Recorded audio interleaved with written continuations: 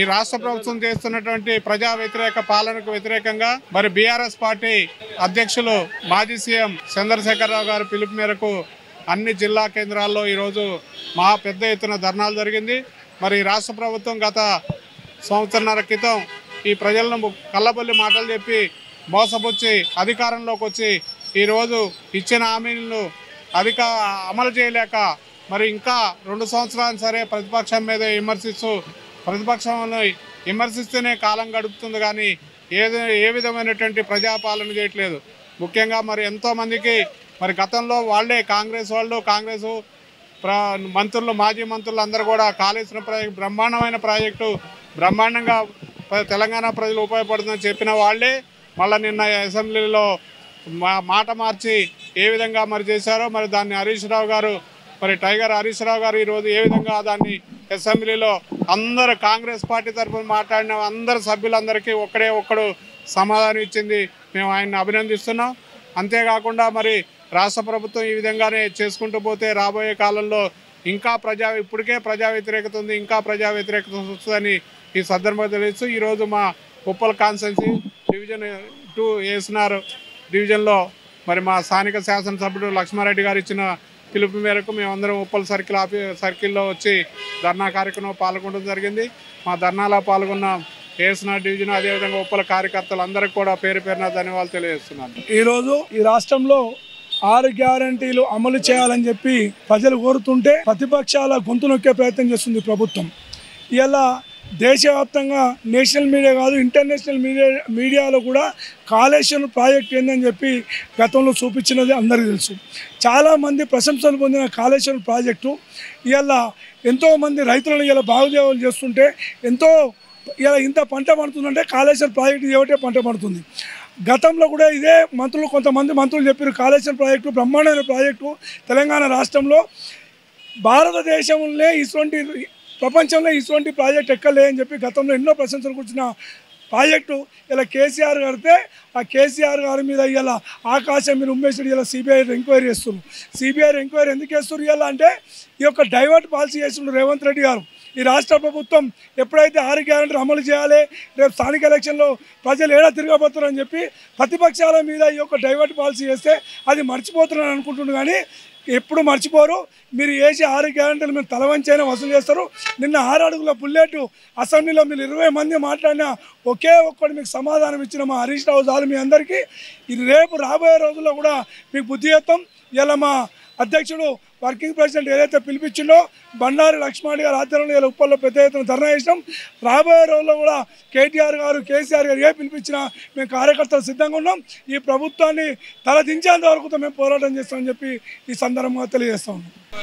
ఇవాళ మా బండారు లక్ష్మారెడ్డి ఆధ్వర్యంలో ఉప్పల్ కాన్స్టిట్యున్సీలో ఇలా ధర్నా కార్యక్రమం నిలబెట్టినాము.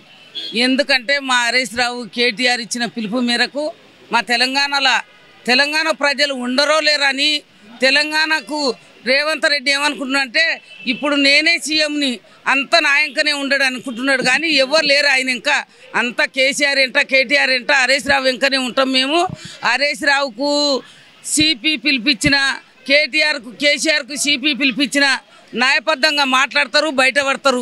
ఇసోటి కేసులకు భయపడితే తెలంగాణ అనేది అయిపోదు. ఇవాళ ముఖ్యమంత్రి రేవంత్ రెడ్డి సిగ్గుపడాలి. ఎందుకంటే తెలంగాణ సీఎం అనే పిలుపు ఎట్లొచ్చింది అనేది గుర్తుపెట్టుకోవాలి. తెలంగాణ సీఎం అంటే ఇవాళ కేసీఆర్ పిల్లలు ఇడిచిపెట్టి ఆయన ఇంకా ఉద్యమకారులు ఎంతోమంది రోడ్డు మీద పడి తెలంగాణ తెచ్చినావు. ఇవాళ తెలంగాణ సీఎం అని పిలుచుకుంటున్నావు. మాటకు కేసీఆర్ ఎంట పడపోతే నీకు పొద్దు ముగుతలేదు. కేసీఆర్ ఎంట పడేది పక్కకు పెట్టి నీవు చేసే పనులు 6 గ్యారంటీలు ఏమి ఇచ్చినావో అది అమలు చెయ్యి. ఊకే ఆ కాళేశ్వరం డ్యామ్ మీద పడుతున్నావు. 1 కోటి రూపాయలు పెట్టి 10,000 పెట్టి ఇల్లు కడతాడు, ఒక కాలం మంచిగా ఉండదు, ఒక తన శక్తులు లీక్ అవుతుంది. దానికోసమే కోసి కొండలు చేయొద్దు. మంచితనంగా రేవంత్ రెడ్డి గారు సీఎంను అది కేటీఆర్ని కేసీఆర్ని హరీష్ రావుని నీ చేతుల బలంగా ఆడిద్దాం అనుకుంటున్నావు, కానీ వాళ్ళు బలపడేటోళ్ళు గారు. ఎందుకంటే ఉద్యమం చేసి తెలంగాణ తెచ్చిర్రు, కష్ట నష్టం ఏందో అనేది వాళ్ళకి తెలుసు. ఇప్పుడు ఎవరు పిలిపించినా వాళ్ళు మంచిగా పోతారు, మంచిగా వస్తారు, బాధపడే అవసరం ఏం లేదు. కానీ నీవు ఇప్పటికైనా వాళ్ళ వీణ పడేది ఇచ్చిపెట్టి ప్రజల కోసం చూడు. రేపు రాబోయే ఎలక్షన్ల నువ్వు ఏం ముఖం పెట్టుకొని పోతాని ప్రజలకు ఈ కేసీఆర్ని లూటి లేపుదాం, కేటీఆర్ని లేపుదాం, హరీష్ రావుని లేపుదాం అనుకున్నారు. కానీ వాళ్ళు బుల్లెట్ ఎక్కడ పోయినా భయపడే అవసరం లేదు. మీరు ఇప్పటికైనా కళ్ళు తెరిచి వాళ్ళని వదిలేసి నీ పని నువ్వు చూసుకుంటే మంచిది. జై తెలంగాణ. ఉప్పల్ సర్కిల్లో ఉప్పల్ కాన్స్టిట్యున్సీ ధర్నా చేయడం జరిగింది.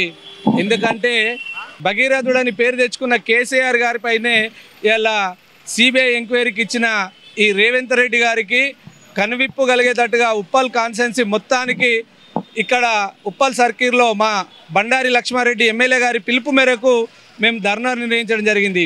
అయ్యా రేవంత్ రెడ్డి గారు, మీరు ముఖ్యమంత్రి అయి 2 సంవత్సరాల కాల వ్యవధి గడుస్తుంది. ప్రజలకు కావలసిన పనులు చేయమని చెప్తే అనునిత్యము మా కేసీఆర్ గారి పేరు తెలవకుండా మీకు నిద్ర పట్టేటట్టు లేదని చెప్పి ప్రతిరోజు కేసీఆర్ కేటీఆర్ గారి వెళ్ళనే విమర్శలు చేసుకుంటూ మీరు కాలయాపన చేస్తున్నారు. మీరు కామారెడ్డి డిక్లరేషన్ ఇచ్చిన బీసీ రిజర్వేషన్ అమలు చేయమంటే శాతం అయితే లేదు, కానీ మా కేసీఆర్ కేటీఆర్ గారు హరీష్ రావు పైన ఈడీ ఎంక్వైరీలు లేకపోతే సిబిఐ ఎంక్వైరీలు పెట్టడానికో నీకు సమయం ఉంది. నీకు రాబోయే స్థానిక ఎలక్షన్లలో ఖచ్చితంగా మీ పార్టీకి ప్రజలు బుద్ధి చెప్తారు. ఇలాంటి డైవర్ట్ పాలిటిక్స్ చేసి మీరేదో ప్రజలను మభ్యపెడతామని చూస్తారు. అది ఎట్టి పరిస్థితుల్లో కాదు. ప్రజలు తెలివిమంతులయ్యారు. మీ పార్టీకి రాబోయే స్థానిక సంస్థల్లో ఖచ్చితంగా కర్రు కాల్చి వాత పెడతారని చెప్పేసి తెలియజేస్తూ జై తెలంగాణ. आज कालेश्वरम के ऊपर जो सीएम रेवंत रेड्डी साहब है 6 गारंटियां अमल नहीं करके बेफजूल बेबुनियाद इल्जाम केसीआर साहब पे और केटीआर साहब पे हरीश राव साहब से लगा रहे, ये बिल्कुल गलत है। क्योंकि उन्होंने जो डाइवर्शन पॉलिटिक्स कर रहे, वो डाइवर्शन पॉलिटिक्स ऐसा है कि जो उन लोग बोले वो नहीं हो सक रहा, इसीलिए पब्लिक को डाइवर्शन करना बोल के केसीआर साहब पे ये कर रहे। लेकिन आसमान पे अगर थूके तो आसमान पे नहीं अपने मुंह पे गिरता। वो बात रेवंत रेड्डी याद रख लेना, क्योंकि केसीआर साहब कुछ भी नहीं करे। अभी भी हाई कोर्ट का आर्डर भी आया है कि आप लोग केसीआर साहब को और केटीआर साहब को हरीश राव साहब को कुछ भी परेशान नहीं करना। ये जो जस्टिस घोष कमीशन जो है ना, वो उनकी मतलब की कमीशन है।